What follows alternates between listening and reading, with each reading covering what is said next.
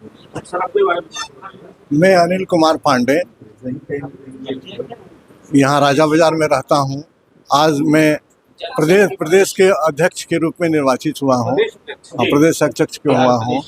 वैसे अभी तक जितना भी काम था ये हमने अपना ऑफिस रखा है राजा बाजार में, बेली रोड में, मेन रोड पर राजा बाजार पिलर नंबर 70 के पास में। वहाँ जनसंघ की रजिस्टर्ड ऑफिस है बिहार की।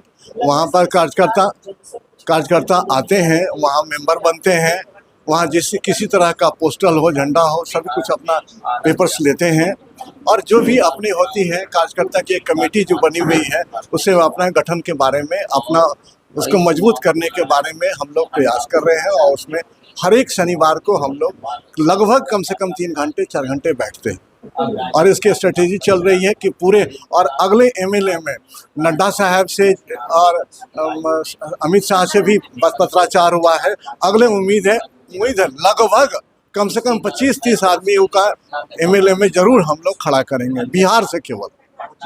हाँ, एकदम लगभग ज्यादा मिनिमम हम बोल रहे हैं।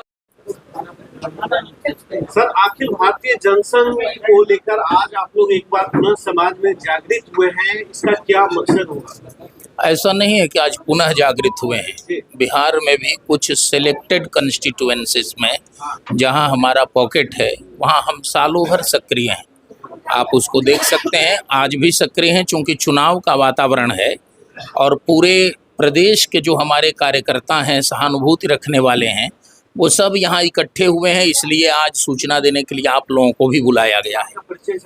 मैं भारत भूषण पांडे, अखिल भारतीय जनसंघ का इस समय राष्ट्रीय अध्यक्ष का दायित्व मेरे ऊपर है। सर भारतीय जनसंघ एक समय ऐसा भी था कि जिस समय पूरे देश में कांग्रेस के बाद कोई पार्टी थी तो वो भारतीय जनसंघ ही थी, जिससे कई पार्टियों का निर्माण भी हुआ। लेकिन आज भारतीय जनसंघ का अस्तित्व का स्तर ये कैसे हो गया जो अभी दिख रहा है? ऐसा है कि राजनीति में छल छद्म की विजय होती है और हम लोगों के पास साधन का अभाव रहा। आपको मालूम है कि देश में कई फलने फूलने वाले दल जो हैं वो विदेशी पैसों से भी बढ़े हैं। हमने कभी सिद्धांत से और अपने चरित्र की विशिष्टता से समझौता नहीं किया। हमारे नेता दीनदयाल जी थे, तो दीनदयाल जी का चरित्र जग जाहिर है। ऐसे में हमने जब गलत साधन नहीं अपनाए, कभी गलत विचारधारा नहीं अपनाई, तो सत्ता हमारे लिए कोई बहुत बड़ी बात नहीं रही। और जो आकर्षण है वो सत्ता का आकर्षण है। लेकिन लोकतंत्र सत्ता के आकर्षण से नहीं चलता, लोकतंत्र विचार के बल से चलता है। वैचारिक निष्ठा आज भी हमारी है। प्रचंड बहुमत के बाद भी मोदी सरकार और भारतीय जनता पार्टी अपने को जनसंघ सिद्ध करती है, जनसंघ के संस्थापकों का आदर से नाम लेती है, डॉक्टर मुखर्जी दीनदयाल जी के नाम पर स्मारक बनाती है, 370 राम मंदिर और गोरक्षा के मुद्दों को अपना मानती है। ये हमारी प्रासंगिकता और ये हमारी वैचारिक सशक्ति का उदाहरण है। हम कमज़ोर नहीं, हम हाशिए पर नहीं हैं। हमारे विचार को करने वाले वो हैं। अब है कि वो 10%, 20% कर रहे हैं, हम 100% करने के लिए लगे हुए हैं। उसके अनुरूप समाज निर्माण की प्रक्रिया चल रही है। वो समाज अंतरधारा है, वो सबको दिखाई नहीं दे रही है। अभी सर सवाल ये होगा कि अभी मौजूदा परिस्थिति में लोकतंत्र का चुनाव एकदम नजदीक आ चुका है और अब आप क्या करने जा रहे हैं? भारतीय जनसंघ किस तरह की तैयारी लोकसभा चुनाव को लेकर? पूरे देश में हमारी 25 सीटों पर तैयारी है। बहुत पहले से हमने घोषित कर रखा है। सालों भर हमारे कार्यक्रम होते हैं। उन क्षेत्रों में हमारे कार्यकर्ता सक्रिय रहते हैं। हम जमीन पर अपने लोगों से जुड़े हुए हैं, मतदाताओं के निरंतर संपर्क में हैं, उनके मुद्दों को लेकर संघर्ष करते हैं। बिहार में हमने आज तय किया है अभी कि पटना साहिब चूँकि प्रदेश की राजधानी है और ये हमारा पुराना केंद्र रहा है, गढ़ रहा है, उसके बाद सिवान और नालंदा, इन 3 सीटों पर, 3 क्षेत्रों पर हम बिहार में बढ़िया से लड़ेंगे। सर 25 सीट है तो 3 बिहार आ गया, और कौन सा स्टेट है जहाँ? और उत्तर प्रदेश है, दिल्ली है, गुजरात है, तमिलनाडु है, महाराष्ट्र है और ये राजस्थान है, उड़ीसा है। आपका कहीं किसी के साथ अलायंस वगैरह में कुछ? बीजेपी के ही साथ थोड़ा सा संबंध तमिलनाडु में है। तमिलनाडु? हाँ, और सब जगह अकेले? और अकेले सब जगह। जी। सिन्हा पैसे से वकील रही हूँ। वकील रहे हैं, अभी वकील आप नहीं है।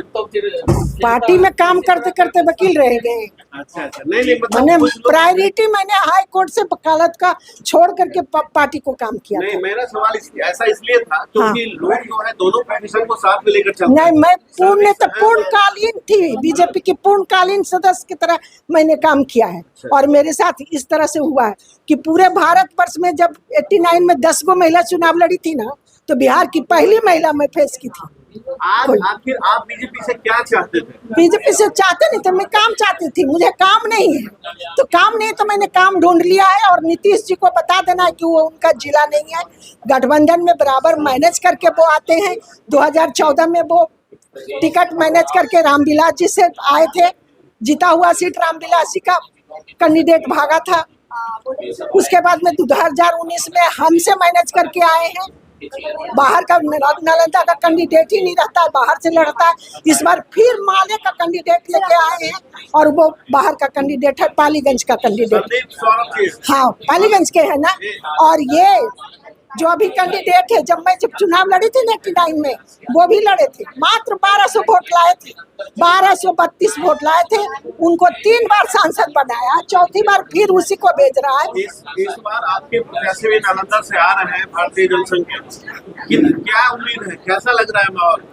जीतेंगे, जी जीतेंगे, क्योंकि उन्होंने जो हमारा जो वहाँ का कैंडिडेट है पार्लियामेंट का, तो जिस समय हमारा अयोध्या का ये चल रहा था ना, अक्षत बांटना और निमंत्रण देना, तो उन्होंने कहा था कि भाजपा वाले को माँ बाप मर गया है क्या, जो मैंने निमंत्रण देने चल रहा है, कार्ड बांटे चल रहा है, इस तरह का संवाद किया था।